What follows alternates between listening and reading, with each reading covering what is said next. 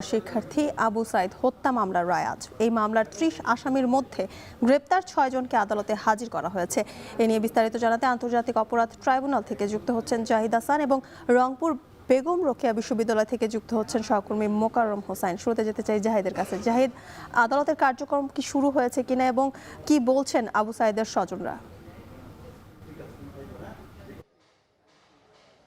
বেগম রোকেয়া বিশ্ববিদ্যালয়ের শিক্ষার্থী আবু সাইদ, যিনি 2024-এর 16 জুলাই নিহত হন পুলিশের গুলিতে বেগম রোকেয়া বিশ্ববিদ্যালয়ের সামনের সড়কে রংপুর শহরে, এবং সেই ঘটনার পরে সারা দেশেই প্রতিবাদে মানুষ ফেটে ওঠে এবং 24-এর 5 আগস্টে শেখ হাসিনা সরকারের পতন হলে আন্তর্জাতিক অপরাধ ট্রাইব্যুনাল পুনর্গঠন করে বিচার কাজ শুরু করা হয় জুলাই আগস্টের মানবতা বিরোধী অপরাধের মামলার।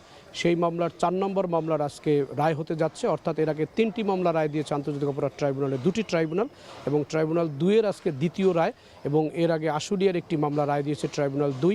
ট্রাইব্যুনাল 2-এর চেয়ারম্যান বিচারপতি নজরুল ইসলাম চৌধুরীর নেতৃত্বে 3 সদস্যের যে ট্রাইব্যুনাল, এখানে 5 মাস 20 দিনে আবু সাইদ হত্যা মামলার বিচারের কার্যক্রম শেষ করা হয়েছে, এবং এই মামলায় 30 জন আসামি রয়েছেন।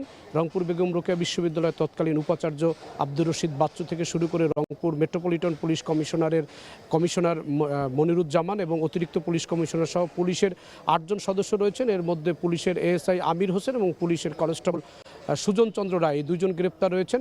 একই সঙ্গে এই বেগম রোকেয়া বিশ্ববিদ্যালয়ের যে প্রক্টর ছিলেন শরীফুল ইসলাম, তাকে এই মামলা গ্রেপ্তার করা হয়েছে, তিনিও কারাগারে রয়েছেন, এবং তার সহ এই বেগম রোকেয়া বিশ্ববিদ্যালয়ের উপাচার্য, বেগম রোকেয়া বিশ্ববিদ্যালয়ের শিক্ষক, কর্মকর্তা কর্মচারী সহ 12 জন এই মামলার আসামি হয়েছেন, এবং ছাত্রলীগের তৎকালীন সভাপতি, সাধারণ সম্পাদক সহ 9 জনকে আসামি করা হয়েছে, এবং একজন ডাক্তার যিনি চন্দন, তিনি এই মামলার ময়নাতদন্ত রিপোর্ট তিনি জালিয়াতি করেছেন, এই অভিযোগে তাকে এই মামলার আসামি করা হয়েছে। মোট 30 জন আসামির মধ্যে 25 জনের সাক্ষ্য নেওয়া হয়েছে।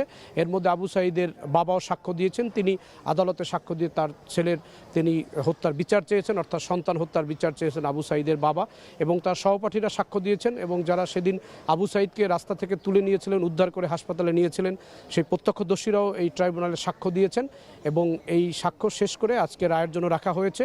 আমরা অপেক্ষা করছি আদালতের কার্যক্রম কখন শুরু হয় সেজন্য, এবং এই আলোচিত মামলাটিতে, এবং তিনি যেহেতু জুলাইয়ের আন্দোলনের প্রথম নিহত ব্যক্তি, এবং তার এই মামলায় কি রায় আসে এবং কার বিরুদ্ধে কি দণ্ড হয় সেটি আমরা জানার জন্য অপেক্ষা করছি। এই মামলায় 30 জন আসামি, এবং এটি সর্বোচ্চ সংখ্যক আসামির মামলা। ট্রাইব্যুনাল এই পর্যন্ত যতগুলো মামলা হয়েছে এবং যতগুলো মামলার বিচার চলছে, তার মধ্যে একটি মামলায় সবচেয়ে বেশি আসামি, সেটি হচ্ছে আবু সাইদ এই হত্যা মামলা, এবং এই মামলাটিতে একজন মাত্র নিহত এবং আসামি সবচেয়ে বেশি, এবং এই মামলায় 25 জন সাক্ষ্য দিয়েছেন 30 জন আসামির বিপরীতে, এবং এই 30 জনের মধ্যে 24 জন পলাতক রয়েছেন, 6 জন গ্রেফতার রয়েছেন, তাদেরকে ট্রাইব্যুনালে হাজির করা হয়েছে সকালে।